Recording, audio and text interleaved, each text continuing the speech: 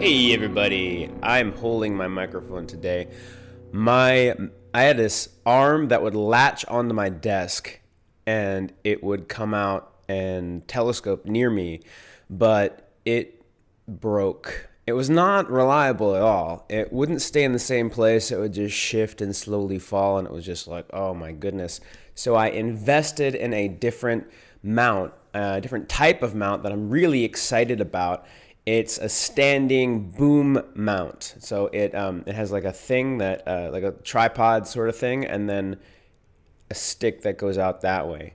Kind of like what you see on stage when you have somebody with a microphone, but instead of like being mostly straight up, the top part is almost horizontal, and so it'll stand next to me, and it might even stand off camera, and then there'd be this like metal arm coming near my face, but it won't be in front of my face. You won't be the opportunity to see this gorgeous mug won't be impeded. So I wanted to talk about today about investing in yourself and your passions. That's exactly what I'm doing with myself a lot. Rich people, what happens when they get money? They use that money to get more money. That's the only way to sustainably be rich, because you buy things, right? And if the things you buy are disposable, whoa, this is way close. So I'm holding it closer than it usually is. So sorry about the clipping. I'm just looking at the waveform here on my computer, giving you a bunch of technical jibber jabber about video, audio, and etc. If you look at rich people, the way to make money stretch out and to make every bit of money that you get be even more powerful is to take the money that you have and use it to get more money. And that way money is continually flowing in. So investing in yourself is the way to keep doing that. And in living a passionate life, it's nice to have money coming in, because then you feel more safe, you feel more secure. Living life without an influx of money is possible, but it's hard. I know of a few people who barely have any money, but they are amazing at making deals with people, at working with people, at making friends and getting things from those friends for free. And those people, if you're one of those person, and that's okay. But for the most part, we all need money, and it makes life so much easier in so many ways. Anything that might be a huge inconvenience without money is a minor inconvenience. You miss your flight? Okay, no problem. Buy another flight. If you don't have that expendable income, that's a huge issue, because you can't buy another flight. You can't go to the place, or you have to drive there or something. But if you do have a bunch of income, then it's not a problem at all. It's an easy thing. All you should do is like, bam, money. So it turns big problems into small road bumps, small inconveniences, but it doesn't make you a happy person, but it does make your life a lot easier, and that's huge and awesome. So the money that you have, if you invest it, if you use it on things that won't give you money later, like food, but I mean, that's a different story, because food you need. But if it's like, I don't know, entertainment, which we all need at some degree, like I spend money on entertainment for sure. But if you spend a huge portion of your income on entertainment, that doesn't come back to you with money later. Maybe a little bit will, like up to a certain extent. If you have no entertainment to like a little entertainment, then it will serve to fill your emotional reserves so that you can be more productive later. But above that point, which isn't that much, is probably just like a small point, like, going out a few times a week, going to like a comedy show a week or a couple nights. You probably don't need that much to fill up your emotional reserves to be at your peak productivity, to where that's no longer the bottleneck. So, but if you do more than that, then that money's not going to come back, and that's just like you pissing it down the drain, which is okay if you have it to piss down the drain, if you have the disposable income. But if you don't have the disposable income, like if that means that you're going to be tight on rent, it's a stupid thing to do. So I recently got a windfall, a really nice windfall, a pretty good chunk of change. And I was like, okay, I'm going to use this. I'm going to go ahead and take my own advice. This is some advice I've been learning. I'm going to use it to invest in myself. I used a about half of it to get some coaching, to get some coaching session with Andy. He raised his prices, and so I paid his new price, which is pretty cool actually, because the better he gets, the better he's able to help me, and the more he's able to charge. And I used to feel resentful about that, and then I realized that it makes sense because, I mean, I do the same thing with my photography. As I get better, as I focus more on it, then I give a better product, I give more value, and I charge more. I've actually raised my prices recently because I mean, that's actually what I'm going to talk about in this video. I've invested a lot in my photography business. But first of all, I got a coaching session with him. I got a photo shoot. It's funny because I do dating app photos for a lot of guys.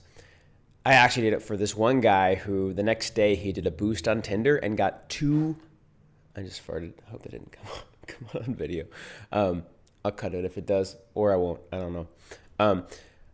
He did a boost the next day. He got 200 matches, and he's been going on dates with them for weeks. I don't know if he's going on dates with them still or if he's going on dates with new girls, but yeah, like for weeks he was like, I have to like double book dates, like back-to-back book dates. He has like way too many options. He had to let a lot of girls like just fall through the cracks because it was not possible to get dates with all those girls. But yeah, I was really happy with his results. I'm really happy I was able to get that for him.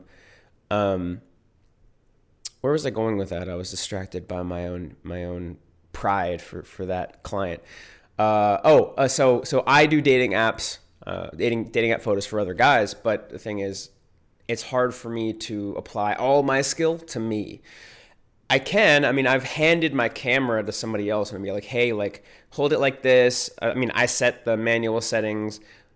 I'm like, hey, stand where I stood, and then I set the settings, and then I'm like, hey, stand there, hold it like this, and shoot a bunch of photos of me. And I've gotten some good results like that, and sometimes I put it on my tripod and have it on auto. I've gotten some good results like that, but the issue is it's not perfect. It's maybe like 80% or maybe 70% of what I would do for a client because like I'm not behind the camera, I'm in front of the camera. So the other part of that chunk was me spending essentially what I charge. I essentially hired somebody who does what I do for me. And it's also going to give me, that's also an investment into my photo shoots because I'm going to learn what it's like for a client. I haven't been a client of a big budget photo shoot before, but now I shelled out the money and I'm going to be a big budget client. I'm going to be a client for a big budget photo shoot. And it's going to give me a lot of insight into what my customers feel about my photo shoots and how in their journey they go through, what are their worries, what are their excitements, like what are the questions do they have. So I'm really excited for that because that's not just an investment into my own dating life, but that's also an investment into my photo shoot business. So that's going to be cool. That's another investment I made. I also bought 2 photography classes, one of which I did yesterday. Really excited about that.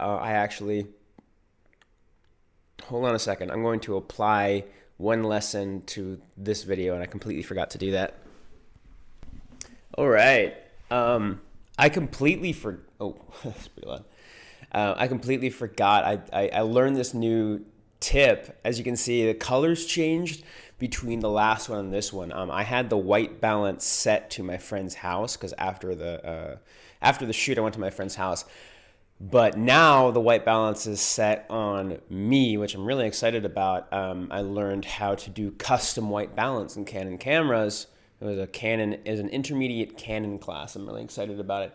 And now I have all of me in good white balance. I did a custom white balance. It was pretty fucking cool. So so that was another investment I made. I did 2 photography classes, one of which I did yesterday, and my photography is like already improved. I have a lot of notes. I understand photography better. Like a lot of it I was already doing. I would say like 75% of the stuff I was already doing, but I didn't understand everything behind it. Now I do. And then one huge new thing is I was just completely ignoring white balance, and I was trying to do all that in editing, and a lot of the time people would come out like orange or like yellow, and I'm like, it still looked great, or like pink, but it would still look great. It just, because I would make it work in editing, and a lot of my people's favorite photos, I just didn't have the white balance right. But now that I have the white balance right, everything's going to be even better. So I'm really fucking excited about that. Some more investments. I got a bunch of new equipment, and this is also for photo shoots, but it's also for editing. So I got a nice new iPad, iPad Pro M1, dun dun dun, with the 11-inch. Hold on a second. And an Apple Pencil, and pencils in the bag. I also got a camera bag. I got the boom mic stand that's coming. I have an iPad stand because for photo shoots, a lot of clients have expressed their desire to look at the photos as I'm taking them. And there's an app on the iPad and the iPhone where I can connect the camera directly to the iPad, and then it will wirelessly, as I'm shooting, send the photos to the iPad screen so that my client can look at it. And I also bought an iPad stand that came in yesterday. So I popped the iPad on the stand. I got an extra tripod, so I popped that on the tripod, and then I can put that in front of the client so I don't have to keep going back and forth and showing them on the small, tiny screen next to the, that comes out of the camera. That's not even that great. So that's going to be cool. I'm really fucking excited to put that into action. What else did I get? I got the other tripod. I got 2 lenses. The one I'm using right now is new. That one is the aperture opens up wider, so you don't really. I don't know if you'll see much of a difference on this video because the aperture is. So the other one opens up to what they call f1.8. This one opens up to f1.4, which is a bit bigger. It's a smaller number. It's confusing, but it's because it's a fraction. It's really 1 over that. And then But this video, usually when on video, it'll do it automatically. It's not manual, or I mean, it can be, but I don't put it manual in video, and it'll automatically do it, and it won't be that low. It won't be that like wide. It'll be smaller, so you won't see much difference between in this video between the new lens. It's also because it's the same focal length. But I also got a big chonker lens, and I'm gonna put like some videos or photos on top of it, like overlaying this so you can see. But that's a big chonker lens, and that one was like most expensive lens I've gotten so far, and that one's an 85 millimeter that opens up to f1.2. So there's going to be some amazing bokeh, and it's also going to be amazing for low light situations because I'm also starting to branch out into it'll give me more opportunities to shoot. I also do like events and want to get into concerts as well, and so that'll be great for concerts because I can be a little bit further away. Because it's a longer focal length, which means it's zoomed in. I'm throwing a bunch of lingo at you, but just basically I can be further away, and it's better in low light because it's letting more light in. So I'm really excited about that. So that's some other investments I made. What other investments did I make? I also used some for my own happiness and excitement, and I got a float tank. That was one of the cool things I did to relax myself and just reset myself, and that always works. It like works for a long time. Like I float tanks, it just gets me in a state where I'm in control of who I am. Am I in my thoughts? Nope, I'm above my thoughts, and it puts me in that like for a long time. Like after a float tank, and I can keep myself in that through meditation, which I'm doing now. It puts you above your thoughts, so your thoughts are just like a storm. It's like if there's a storm and you're on the ground, like you're going to be rained on. But if you're in a plane above the storm, it's sunny and nice. And so if your thoughts are the storm, you just go above the storm, and it really doesn't matter what your thoughts are anymore because you're above them. Because you're not the thoughts, you're the thinker. And that's a whole, maybe I'll do it. I'll probably do several videos on that because that's an awesome concept that took me a while to get. And float tanks really helped. So I got a 90-minute float tank. What else? I'm missing a few things. Oh, I got a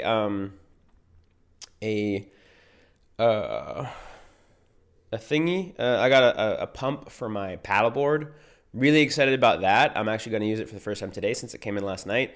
I just tested it out this morning. It's pretty good. It does it a little bit faster than I would by hand. Plus, it's a lot easier. So, and my hand pump broke anyway. Hold on a second. I need to go to the bathroom and poop. All right, poop has been eliminated. What else? I guarantee there's a few things I'm forgetting. But the point is, I invested a lot. I invested a little bit into my entertainment with the float tank and with the paddleboard pump, and then I invested a lot into my personal my health, my mental health, and my dating life and my personal life. So that's the dating profile photos and the coaching. And I invested a shit ton into something that will make me more money. So the majority of it is something that will make me more money. So the photography classes and the personal photo shoot too, and the lenses and the photography and video equipment, that will make me a lot of money. And so I'm really excited, and it will also make me happier because it's along my passion, along the lines of my passion, which is anything in visual art I'm passionate about, and it really excites me. So the lesson of this video today is to build a passionate life, especially with unexpected windfalls, but really with all money that you get, use the majority of it to invest in getting more money. And that way your money will never dry up. You always get money. And so like if every dollar that you spend turns into $1.10 tomorrow, then you're always getting money in. It's just a cheat code. So invest in yourself, invest in your passion, have some fun with some of the money, but for the majority of it, invest in your own health, in your wellness, in your personal life, in your relationships, because the paddleboard pump is amazing for my relationships because I can go paddleboarding with friends a lot more now. I'm actually going paddleboarding with a friend today. My other friends want to go paddleboarding more often too. And then also in your passion and your money, invest a lot in that.